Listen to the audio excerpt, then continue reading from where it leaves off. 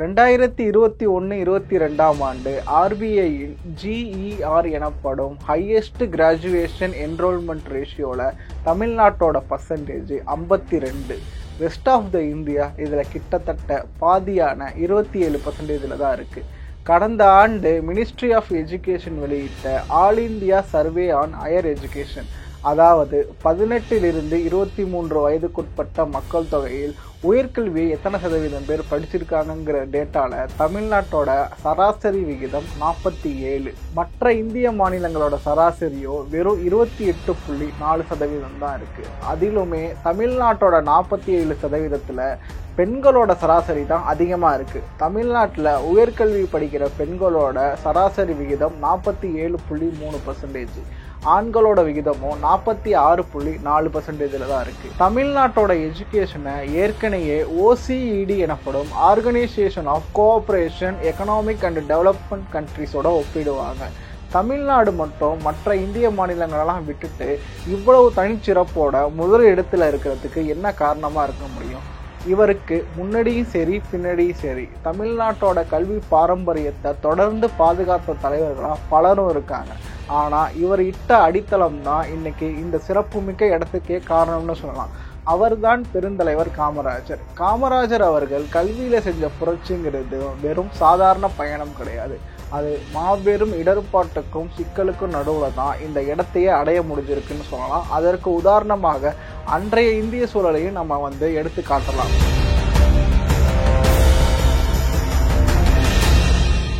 British இந்தியாவில் தமிழ்நாட்டோட கல்வி அறிவு வெறும் 7%. ஆனால் காமராஜர் ஆட்சிக்கு பிறகு அது 37% வளர்ச்சி அடையுது.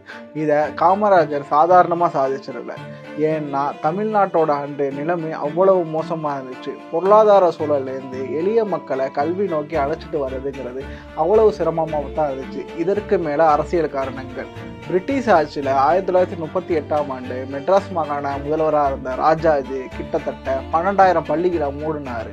திரும்ப விடுதலை இந்தியாவில் முதலமைச்சர் ஆனதுக்கு பிறகு 22,000 பள்ளிகளை மூடினார். ஆனால் காமராஜர் பொறுப்பேற்ற பிறகு அவர் அத்தனை பள்ளிகளையும் திறந்தார். அதன் பிறகு முக்கிய திட்டமான, அதாவது சாதிய நோக்கத்தோடும் சாதாரண மக்களை சாதாரண மக்களாகவே வச்சிருக்கிற நோக்கத்தோடும் உருவான குலக்கல்வி திட்டத்தை காமராஜர் வந்தோன்னா ரத்து செய்கிறாரு. இங்கே கல்விங்கிறது அனைவருக்கும் பொதுவானது மட்டும் இல்லை, ஒரே தரத்திலானது ஒரே நேரத்திலானதுங்கிறத நிறுவுறாரு. 1956ஆம் ஆண்டு காமராஜர் கொண்டு வந்த மதிய உணவு திட்டம் இந்தியாவுக்கு மட்டும் இல்லை, உலகத்துக்கே ஒரு முன்மாதிரி மாடலாக விளங்குது. ஏன்னா இதை ஒரு சோஷியல் ரெவல்யூஷன்னே சொல்லலாம். காமராஜருக்கு முன்னாடியே பிரிட்டிஷ் ஆட்சியின் கீழ் சென்னை மாகாணத்தை ஆண்ட நீதி கட்சி கல்வியை கட்டாயமாக்கி மதிய உணவு திட்டங்கள்லாம் அறிமுகப்படுத்தினாலும் அதை இம்ப்ளிமெண்ட், அதாவது ரூட்டட் வரைக்கும் கொண்டு போகிறதுல சுணக்கம் காட்டினாங்கன்னே சொல்லலாம். ஆனால் காமராஜர் அதை சாதிச்சு காட்டினார். அதற்கு காரணமாக காமராஜர் அவர்களுக்கு பக்கபலமாக இருந்தது கல்வித்துறை செயலாளராகவும் அன்றைய பள்ளி கல்வித்துறை இயக்குநராகவும் இருந்த நேத்து சுந்தரவடிவேலு அவர்களை தான் குறிப்பிடணும். ஏன்னா பொதுவாக அரசு அலுவலர்கள், குறிப்பாக ஐஏஎஸ் ஐபிஎஸ் போன்ற உயர்மட்டத்தில் இருக்கிறவங்க வெல்ஃபேர் போன்ற ஸ்கீமில் அரசுக்கு லாப நஷ்ட கணக்கை தான் பார்ப்பாங்க. ஆனால் நேத்து சுந்தரவடிவேலுவும் காமராஜரும் அரசுக்கு இருக்கும் நிதி சிக்கல் போன்ற எதையுமே பொருட்படுத்தாமல் உள்ளூர்லேருந்து வெளிநாடு வரைக்கும் ஃபிலாந்திராஃபியை கலெக்ட் பண்ணி அதை ஒரு பொதுமக்கள் இயக்கமாகவே கல்வியை முன்னெடுத்துட்டு போனாங்க. கல்வியில் சீரமைப்பு, பொதுமக்கள் ஈடுபாடு, ஒரு பள்ளிக்கு ஒரு ஆசிரியர் என்ற அற்புத திட்டங்கள் எல்லாத்தையும் தாண்டி ஆசிரியர் பணியே ஒரு ப்ரொஃபஷனல் சர்க்கிளுக்குள்ளே இவங்க கொண்டு வந்தாங்க. அது வரைக்குமே ஆசிரியர்கள் மற்ற அரசு அலுவலர்களைப் போல மதிப்பு வாய்ந்தவர்களாக இல்லை. ஆனால் காமராஜரும் நேத்து சுந்தரவடிவேலுவும் இணைந்து ஆசிரியர்களுக்கு ஓய்வூதிய திட்டம் அறிமுகப்படுத்துகிற அளவுக்கு ஆசிரியர் பணியை, மாணவர்களுக்கு பயிற்றுவிக்கும் பணியை ஒரு உன்னதமிக்க அந்தஸ்துக்கு உயர்த்தினாங்க. ஒரு வெல்ஃபேர் ஸ்டேட்டுங்கிற மக்கள் நலன அரசில் மக்கள் நலனை விரும்புகிற ஒரு தலைவர் சாதாரணமாக பண்ணுற ஒரு விஷயத்தை தானே காமராஜர் அன்னைக்கு பண்ணாருண்டு இன்னைக்கு நம்ம யோசிக்கிறது ஓரளவுக்கு நியாயமாக படலாம்.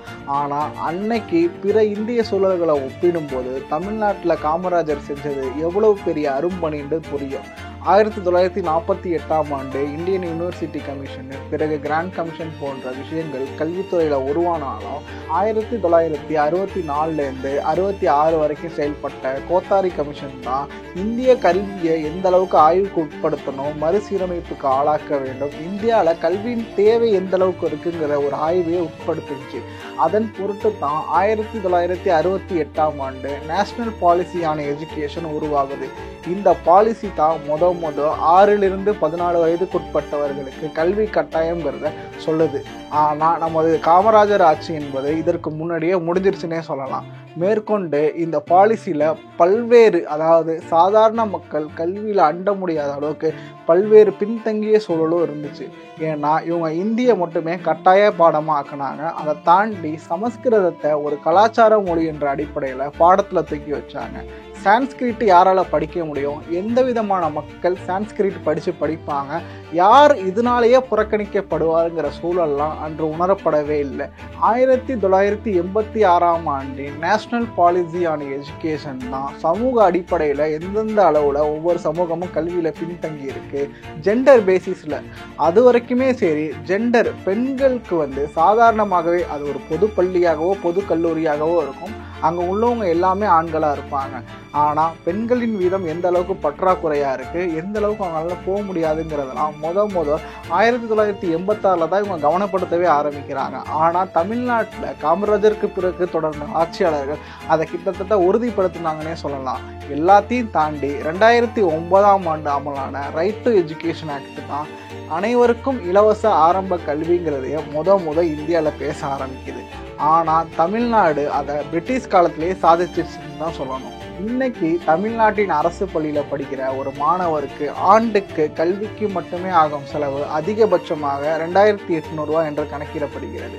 ஆனால் இதே மாணவர் குஜராத்தில் உள்ள அரசு பள்ளியில் படித்தா அவருக்கான செலவு 9800 வரைக்கும் போகுது. அந்த அளவுக்கு கல்வியை இந்திய சூழலில் இருந்துக்கிட்டு தமிழ்நாடு ஒரு ஆக்சசிபிளான, எளிதில் அனைவருக்குமான விஷயமாக மாற்றிருக்கு. ஒரு சிலர் அமெரிக்கா, வெஸ்டர்ன் யூரோப் போன்ற கண்ட்ரிஸை காட்டி அதை விட ஒப்பிட்டு தமிழ்நாட்டின் கல்வி சூழலை பின்தங்கியது என்று சொல்லலாம். ஆனால் இந்திய சூழலில் ஒரு மாநிலம் இருந்து கொண்டு இந்த அளவிற்கு கல்வியை முன்னேற்றிருக்குன்னா காமராஜருக்கு பின்பு தொடர்ந்த ஆட்சியாளர்களும் காமராஜர் அதுக்கு வித்திட்ட பாரம்பரியமும் தான் காரணம் என்று சொல்லலாம்.